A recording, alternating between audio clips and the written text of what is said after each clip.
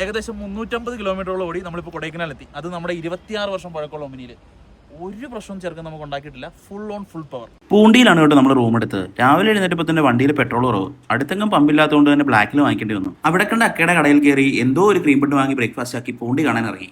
കൊടൈക്കനാൽ വീടുകളുടെ പെയിന്റിങ്ങിന്റെ എസ്തെറ്റിക്സ് പറയാതിരിക്കാൻ വയ്യ. ആ മലയും കോടയും വീടുകളും എല്ലാം ഒരുമിച്ച് കാണുമ്പോൾ ഭയങ്കര ഭംഗിയാണ്. പൂണ്ടിയിൽ നിന്ന് കൊടൈക്കനാലിലേക്ക് പോകുന്ന വഴി വഴിയിൽ ഒതുക്കി കാട് കയറാൻ തീരുമാനിച്ചു. ആരും കയറി വരാത്ത ഫോറസ്റ്റ്, അതായത് നമ്മൾ പൂണ്ടിക്ക് പോകുന്ന വഴിയിൽ വണ്ടി ഒതുക്കിയിട്ട് നടന്നു കയറിയതാണ്.